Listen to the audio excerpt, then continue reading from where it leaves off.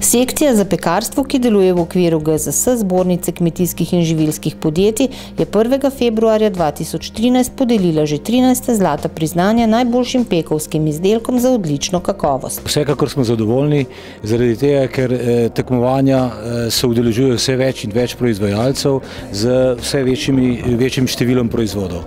Tako da jaz mislim, da to je pač prava pot in tako moramo seveda stopati tudi naprej. 4-članska strokovna in neodvisna komisija je prijavljene vzorce ocenjevala glede na lastnosti zunanjega videza izdelkov, kakovosti sredice in skorje, ocenjevali pa so tudi vonj in okus. Ocena je bila enotna.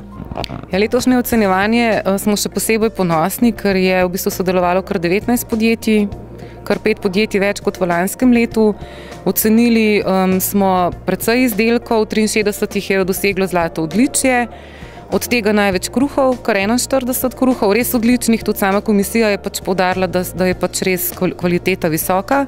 14 je bilo pekovskega in finega pekovskega peciva, potem nekaj keksov in pa tudi testenine. Testenine so bile tudi letos izjemne, tako da ni bilo praktično nobenih odbitkov. Komisija se je strinjala, da so izdelki, ki so jih v letošnjem letu prejeli v ocenjevanje, ponovno sinonim visoke kakovosti, s svojimi lastnostmi odličnosti pa prav gotovo lahko izpolnijo želje in pričakovanja še tako zahtevnega potrošnika.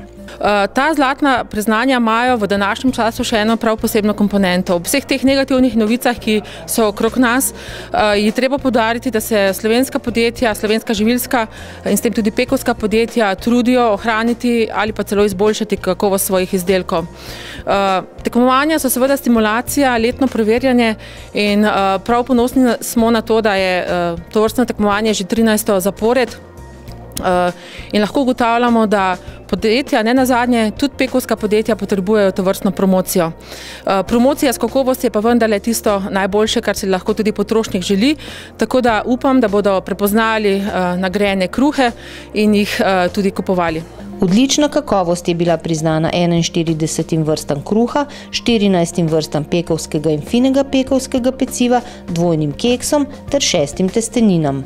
Glavne zasluge seveda grejo tukaj našim tehnologom v številnih pekarnah, ki delujejo znotraj naše skupine in menimo, da seveda je to edina pač pot v prihodnost. Kvaliteta in ponovno kvaliteta. Občutki so zares odlični. Mi smo se letos prvič prijavili in zelo sem vesel, da smo dobili priznanje na 3 izdelkih, kateri so delani na industrijskih linijah, se pravi na strojni obdelavi. To je domača orehova potica, kajzerica in mešani hlebec. Mi tradicionalno sodelujemo na tej prireditvi, tako da smo se odločili tudi letos. Mogoče za razliko od ostalih let smo letos dali na ocenjevanje tudi kekse.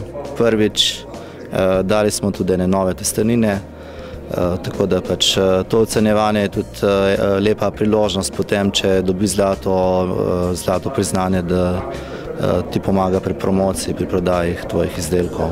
Posebni gost letošnje podelitve je bil podpredsednik Evropskega združenja za pekarstvo George Mauromaras. Slovenia has a strong market, very experienced bakeries, very big bakeries. I saw some very nice products.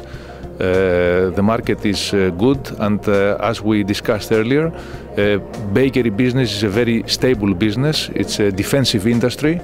So in all cases there is a good potential for this business, and combined with the good companies and the good products that we have seen today and we see in the market in Slovenia, it is a very promising future.